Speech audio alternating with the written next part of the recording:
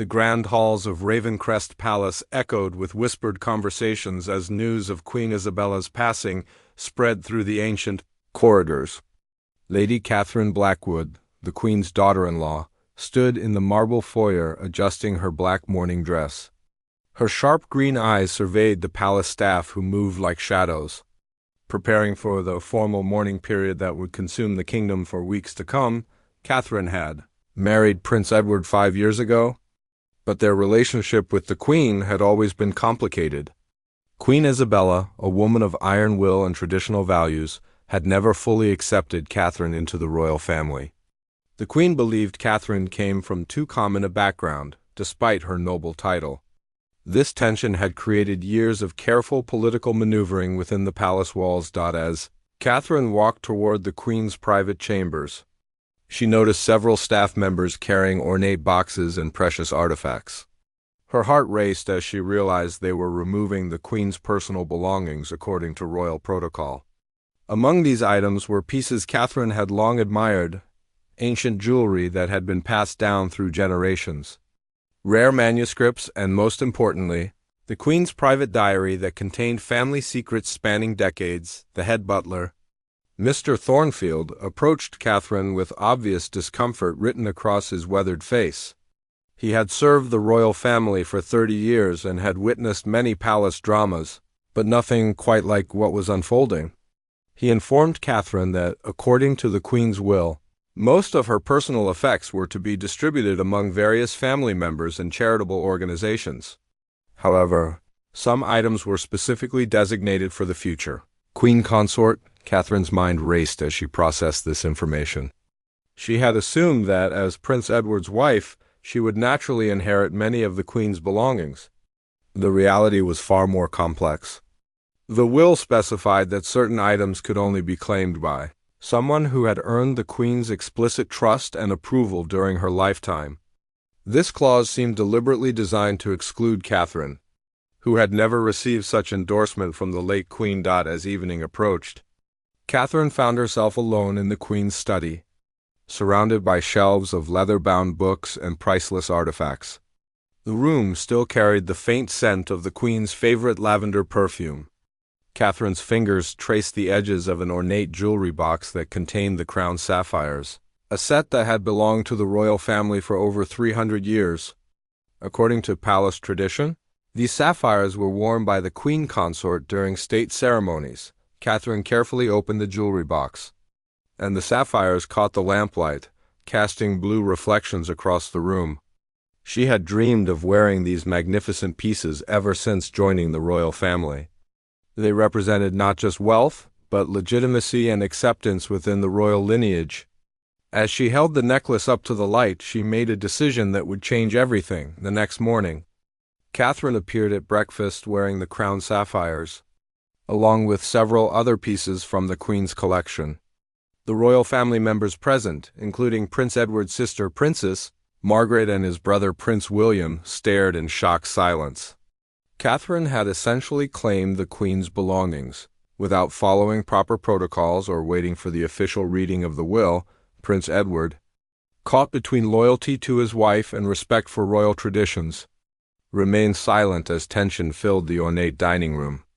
Princess Margaret, known for her fierce temper and devotion to royal protocol, stood abruptly from the table. Her face flushed with anger as she accused Catherine of disrespecting the Queen's memory and violating centuries-old traditions. Catherine maintained her composure, arguing that as the current ranking female member of the royal family, she had every right to preserve and wear the Queen's jewelry. She claimed she was honoring the Queen's memory by ensuring these precious items remained within the immediate royal circle rather than being scattered among distant relatives or locked away in royal vaults. The confrontation escalated when Princess Margaret threatened to involve the royal guard and the palace legal advisors. Catherine responded by stating that she would not be intimidated by outdated protocols and family members who had never accepted her rightful place in the royal hierarchy. The breakfast ended with family members storming out, leaving Catherine alone with her conviction that she was fighting for her proper position within the monarchy. Word of Catherine's bold actions spread throughout Ravencrest Palace like wildfire. By mid-morning, every servant, guard, and advisor was whispering about the unprecedented situation. The palace, usually run with clockwork precision, buzzed with nervous energy as staff members wondered how to proceed with their daily duties while such a serious breach of protocol remained unresolved. Sir James Crawford, the palace chamberlain and highest-ranking official responsible for royal protocol, called an emergency meeting with the senior staff. The ornate conference room filled with concerned faces as various department heads discussed the implications of Catherine's actions. The royal jeweler reported that Catherine had taken pieces worth millions of pounds, including items that were technically crown property rather than personal belongings. Meanwhile, Catherine spent the morning in her private quarters, carefully examining each piece she had claimed. She studied the intricate craftsmanship of the crown sapphires, noting how the stones had been reset multiple times throughout history to accommodate different queens' preferences. The weight of the jewelry felt substantial on her neck and wrists, but it also felt right, as if she was finally claiming her proper place in the royal hierarchy. Prince Edward found himself in an impossible position. Palace advisors pressured him to convince his wife to return the items immediately, while Catherine insisted she was protecting family treasures from being dispersed, according to what she considered an unfair will. Edward had always struggled with confrontation, preferring diplomatic solutions to direct conflict. He attempted to mediate by suggesting they wait for the official will reading before making any permanent decisions. Catherine rejected this compromise, explaining that waiting would allow other family members to remove items from the palace before she could claim them. She had discovered that Princess Margaret had already taken several of the Queen's favorite books and personal letters. Catherine argued that if other family members were claiming mementos, she should have equal rights to preserve the most significant royal artifacts. The situation became more complex when the royal legal advisor, Mr. Pemberton, arrived to review the Queen's will in detail. He confirmed that the document contained specific provisions about the distribution of royal jewelry and personal effects. However, the language was ambiguous in several key areas, particularly regarding items that straddled the line between personal property and crown assets. As news of the conflict reached beyond the palace walls, media outlets began reporting on rumors of a royal family dispute. The palace press office worked frantically to manage the narrative, issuing carefully worded statements about the family's private mourning process. However, some journalists had sources within the palace who provided increasingly detailed accounts of Catherine's claims to the Queen's belongings. Princess Margaret, fueled by righteous indignation, spent the afternoon consulting with royal historians and protocol experts. She discovered precedents from previous centuries where family members had been stripped of their titles and privileges for similar breaches of royal etiquette. Margaret began building a case that Catherine's actions warranted serious consequences, potentially including her removal from royal duties. Catherine, anticipating pushback from the family, made her own strategic moves. She contacted her personal lawyer, someone outside the traditional royal legal circle, to get an independent opinion on her rights. She also reached out to several media contacts, considering the possibility of telling her side of the story publicly if the family continued to oppose her. The afternoon brought an unexpected development when Queen Isabella's longtime lady-in-waiting, Mrs. Eleanor Hartwell, requested a private meeting with Catherine. Mrs. Hartwell had served the Queen for over 20 years and knew her wishes better than anyone else in the palace. The elderly woman's demeanor was stern but respectful as she explained that the Queen had specifically discussed Catherine during her final WEKS. Mrs. Hartwell revealed that Queen Isabella had indeed harbored reservations about Catherine, but had also expressed hope that time would help Catherine understand and appreciate royal traditions.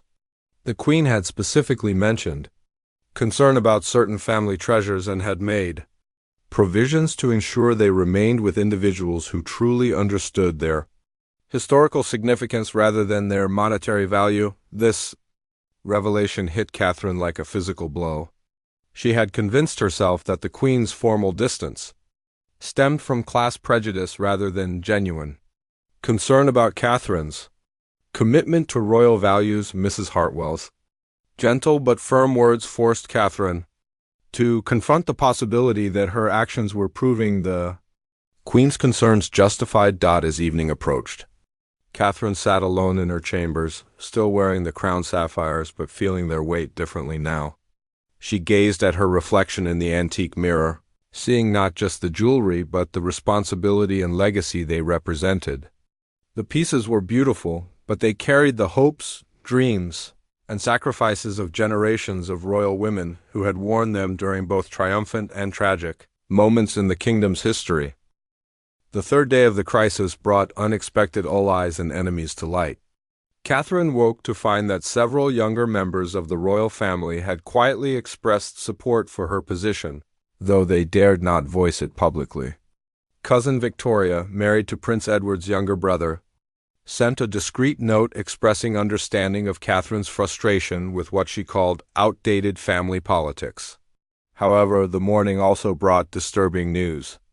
The royal treasury had conducted an overnight inventory and discovered that Catherine had taken significantly more items than initially reported. Beyond the crown sapphires, she had claimed a rare emerald tiara, several diamond bracelets, and most controversially, the Queen's personal seal, a device used to authenticate royal documents that held both symbolic and legal significance. Sir James Crawford requested an immediate audience with Prince Edward, presenting him with a formal list of the missing items and their estimated values. The total exceeded £5 million, but more importantly, some pieces were legally classified as crown property that could never be privately owned by any individual, regardless of their royal status. Catherine spent the morning in the palace library, researching the history of royal succession and property rights. She discovered several historical precedents where royal wives had successfully claimed significant inheritance rights, even in cases where relationships with their mother-in-law had been strained. These examples gave her renewed confidence that her position had legal and historical merit. The research also revealed something else. Queen Isabella had been unusually specific in her will about certain items, unlike previous royal wills that used general language about personal effects. The Queen had itemized particular pieces and specified complex conditions for their inheritance. Catherine began to suspect that the Queen had anticipated this exact conflict and had deliberately created obstacles for her.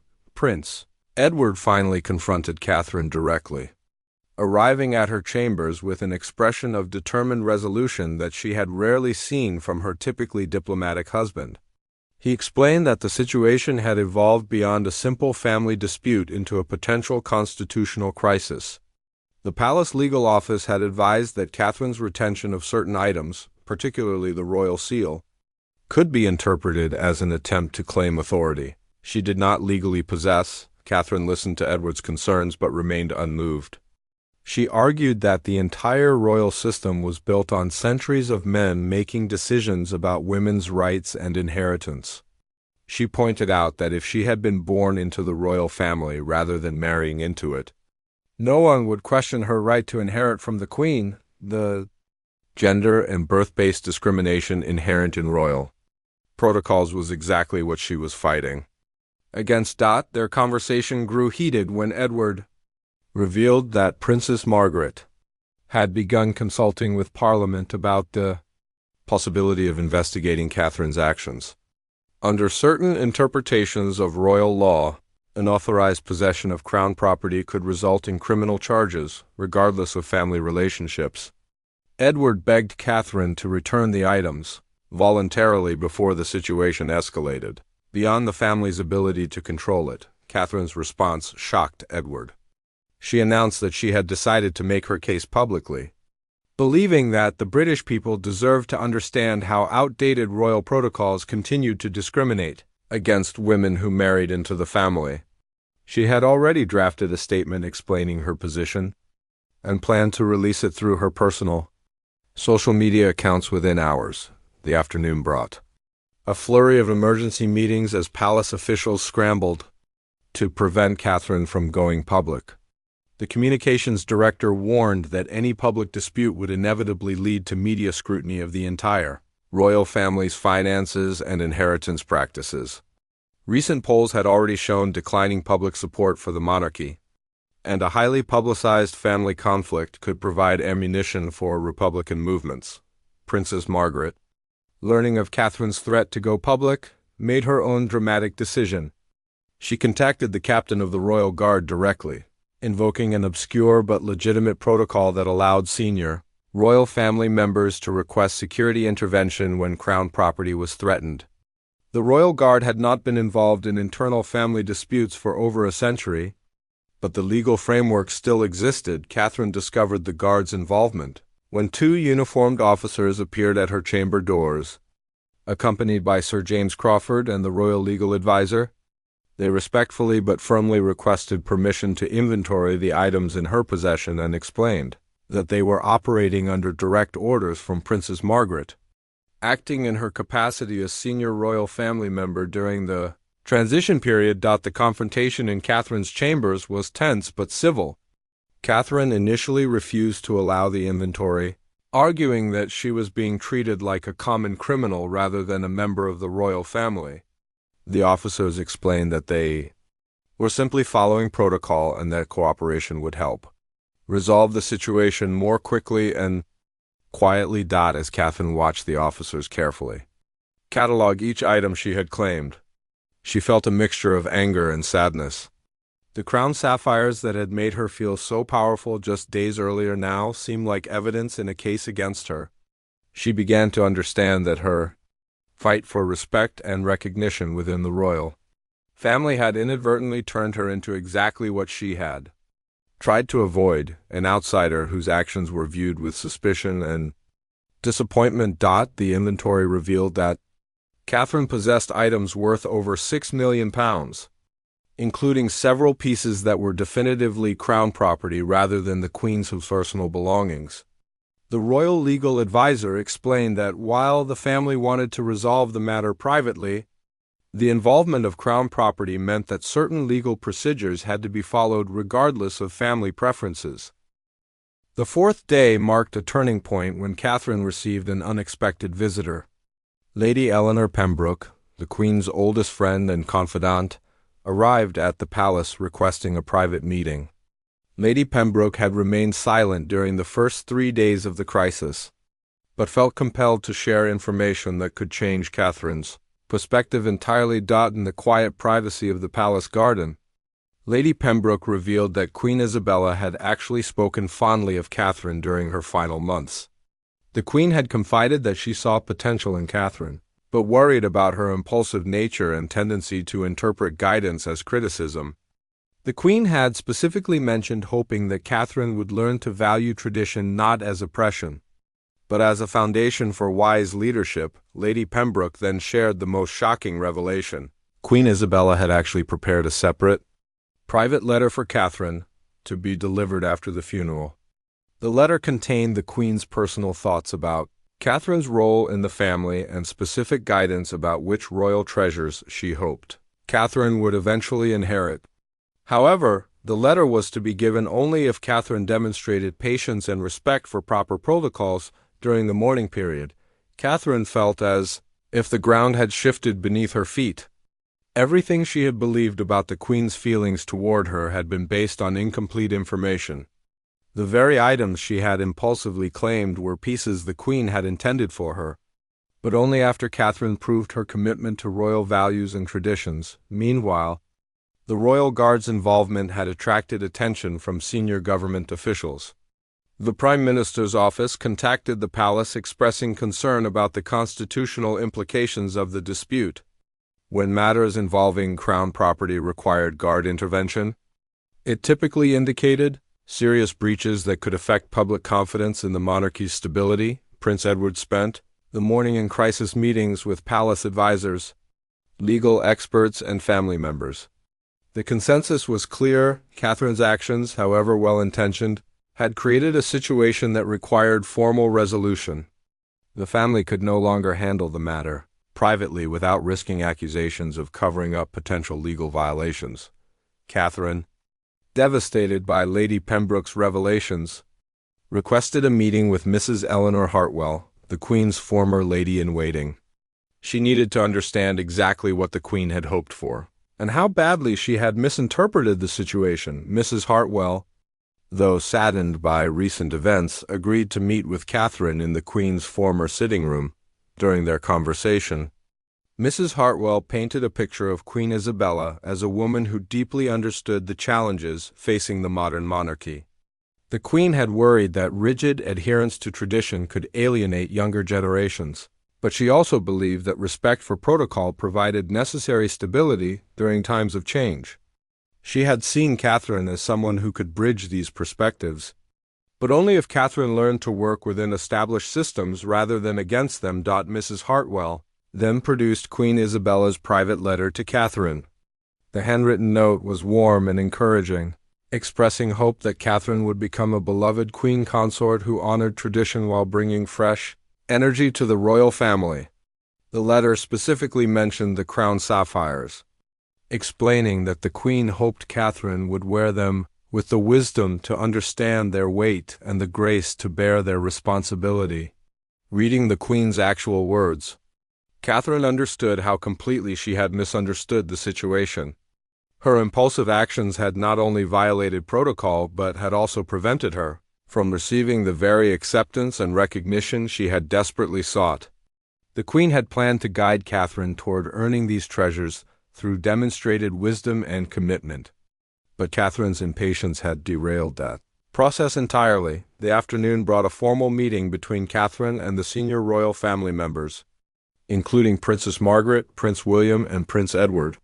The atmosphere was somber but not hostile as they gathered in the same conference room where Queen Isabella had held weekly family meetings for decades. Princess Margaret, acting as the senior family member, explained that while they understood Catherine's feelings and motivations, her actions had created legal and constitutional complications that required immediate resolution. The involvement of the royal guard and government officials meant that the family could no longer resolve the matter through private negotiation. Catherine, humbled by her new understanding of the Queen's true feelings, acknowledged that her actions had been inappropriate. She expressed genuine remorse for misunderstanding the Queen's intentions and for creating a crisis during what should have been a peaceful mourning period. However, she also asked the family to understand the isolation and insecurity that had led to her desperate attempt to claim her place in the royal hierarchy. Prince William, known for his diplomatic skills, proposed a solution that could address both the legal requirements and the family's desire to move forward positively. He suggested that Catherine could voluntarily return all the items to royal custody, accompanied by a formal statement acknowledging her error in judgment. In exchange, the family would publicly reaffirm their support for Catherine's role as future queen consort and would work together to ensure she received appropriate guidance about royal protocols. The proposal also included a private ceremony where Catherine would be formally presented with certain items that the Queen had indeed intended for her, including a beautiful but less historically significant sapphire necklace that had been the Queen's personal favorite. This would honor both the Queen's wishes and the need for Catherine to earn her place through demonstrated commitment to royal values. Catherine, overwhelmed by the family's willingness to find a compassionate solution despite her mistakes, accepted the proposal immediately. She understood that true acceptance within the royal family would come not from claiming treasures but from proving her dedication to the institution and its values over time. The morning of the formal resolution brought both relief and apprehension to Ravencrest Palace. Catherine spent hours preparing for what would be one of the most difficult moments of her royal life, publicly acknowledging her mistakes while maintaining her dignity and future role in the family. She chose to wear simple black mourning attire, deliberately avoiding any jewelry that might appear presumptuous. The royal guard, which had remained stationed outside Catherine's chambers for security purposes, prepared to oversee the formal transfer of items back to royal custody. Captain Morrison, a veteran of 30 years of royal service, handled the situation with professional discretion while ensuring that all legal requirements were properly documented for government oversight. Princess Margaret, despite her initial anger, had spent the night reflecting on her own experiences joining the royal family decades earlier. She remembered feeling overwhelmed by protocols and expectations, though she had never acted as dramatically as Catherine. This reflection had softened her approach, leading her to focus on constructive resolution rather than punishment. The formal ceremony took place in the Queen's former study, the same room where Catherine had first claimed the crown sapphires 4 days earlier. Family members, palace officials, and legal representatives gathered to witness Catherine voluntarily return each item while formally acknowledging her error in judgment. The atmosphere was solemn but not punitive. Catherine began by reading a carefully crafted statement, expressing genuine remorse for her actions during the family's mourning period. She acknowledged that her behavior had been inappropriate and disrespectful to Queen Isabella's memory. She explained that her actions stemmed from insecurity about her place in the family rather than greed or disregard for royal traditions. As Catherine removed each piece of jewelry and handed it to Sir James Crawford, she felt a complex mixture of shame and relief. The crown sapphires, which had felt so empowering just days earlier, now seemed heavy with the weight of her mistakes. However, returning them also felt like a necessary step toward rebuilding her relationship with the royal family. Prince Edward stood beside his wife throughout the ceremony, offering silent support while maintaining appropriate gravity for the occasion.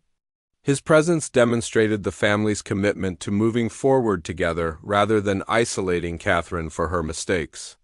This gesture was particularly meaningful given the pressure he had faced to distance himself from Catherine's actions. The most emotional moment came when Mrs. Eleanor Hartwell presented Catherine with Queen Isabella's private letter, now to be read publicly for the first time. As Catherine read the Queen's warm words about her potential and hopes for her future as Queen Consort, several family members were visibly moved.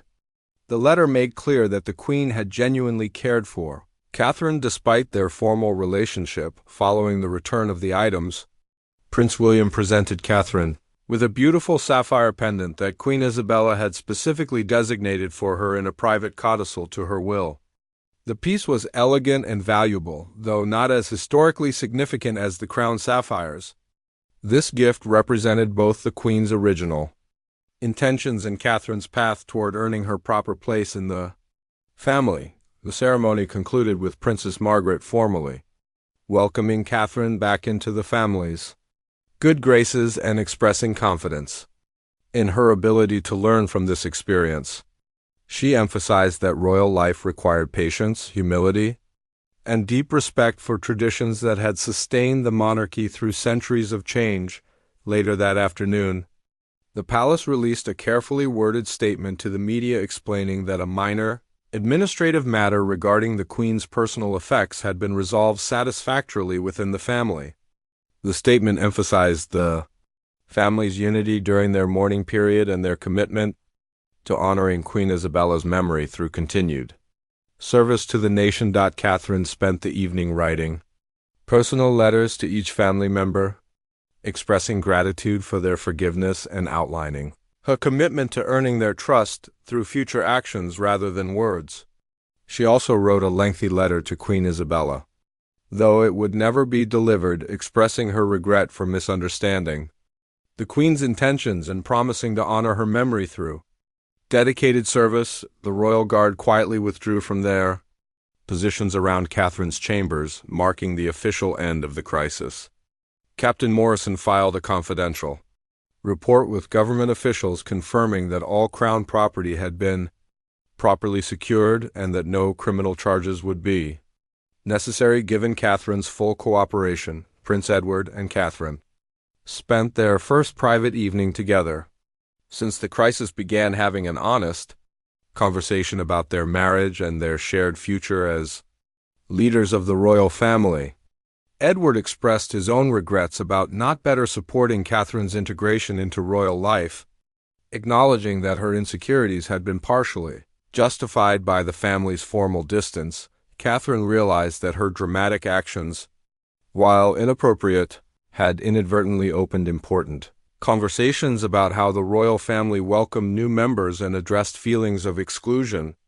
She began to see that her experience, however painful, might help the family better support future spouses who joined the royal household. The day ended with Catherine sitting alone in her chambers, wearing Queen Isabella's sapphire pendant and feeling its weight differently than she had felt the crown sapphires.